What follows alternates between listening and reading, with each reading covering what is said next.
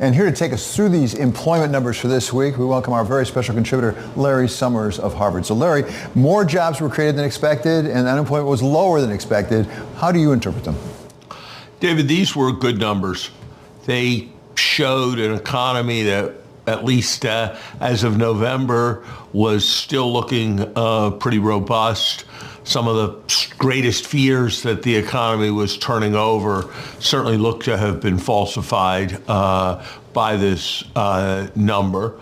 The fact that average hourly earnings were running at 0.4%, a bit more than was expected, reinforces my sense that people need to be careful about declaring the war against inflation as having been won.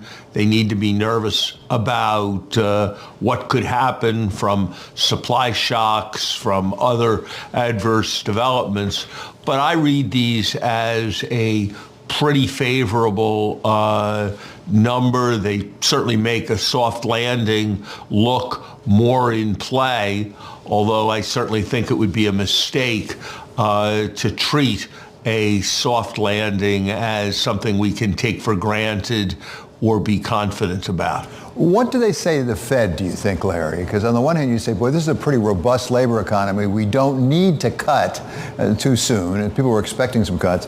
And as you say on inflation, there are some indications inflation is ticking back up. We have an Atlanta Fed that says that. And they had the UMich consumer sentiment this week indicated that it really dropped the consumer expectations for inflation for 1 year out.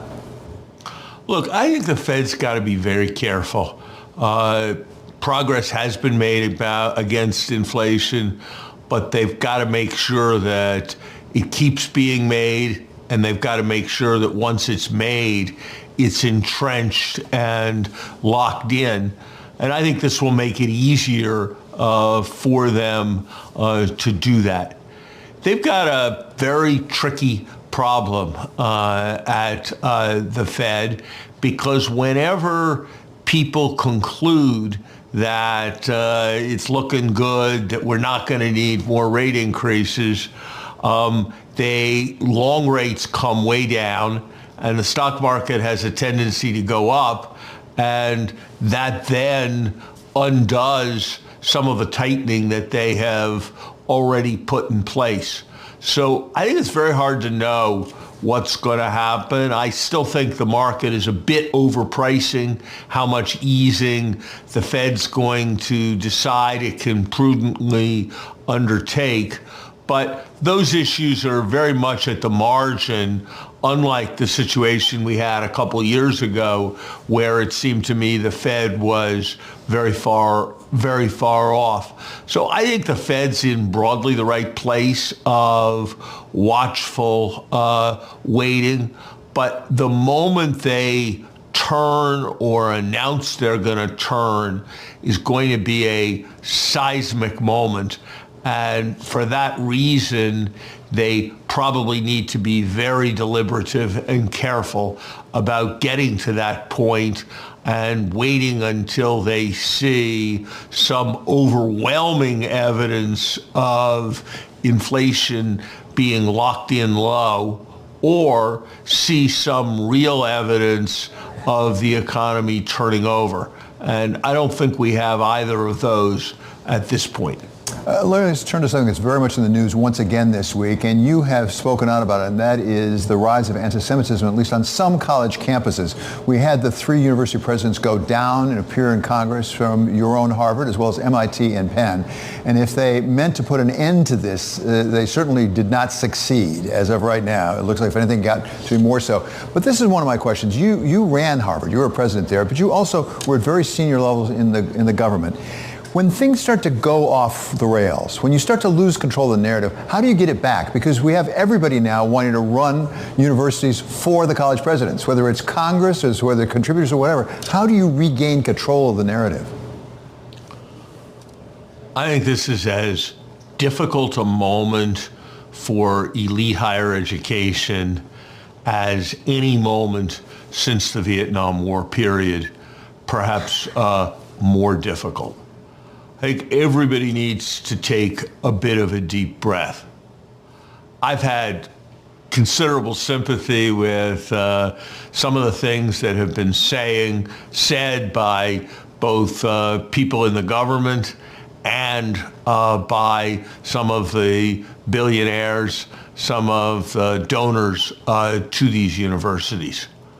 But even when the concerns are warranted, it's very important for us to remember that if universities start being run by politicians or by small groups of large donors, that's going to be a very problematic thing over time for the American university system, which is a huge source of strength for our country.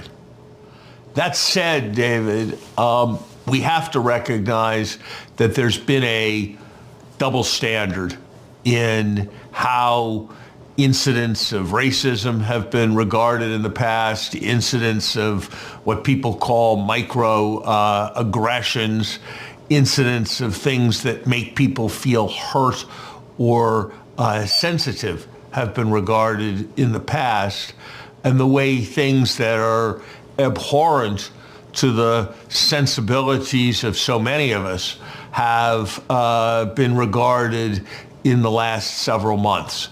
And that double standard, which in different ways has been present on many campuses, creates an extremely difficult situation. I do not side with those who believe that the answer is simply to ratchet up the protections and condemnations of speech which is offensive, to include Jewish students more fully in what has happened in the past. Indeed, I think a substantial part of what we're seeing is in a way related to errors that have taken place in the past, where there has been a tendency to adopt as norms certain ideologies that regard themselves as very progressive.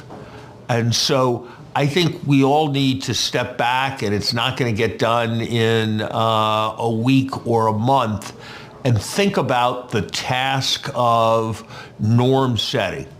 And I use that word very carefully, David, because I think if you're debating whether people get to say the vilest things with or without being punished, you've lost. The real challenge is to create a climate where people don't want to say those things. And that's a matter of moral leadership. It's a matter of guidance. In part, it's a matter of education. Now, look at a number of the schools that were represented at that hearing. How many thoughtful dialogues have been convened by their leaders with leading experts from around the world to discuss these things in front of students? Not very many, as best I can tell. Larry, really food for thought. Thank you so much. That's our special contributor here on Wall Street. He is Larry Summers of Harvard.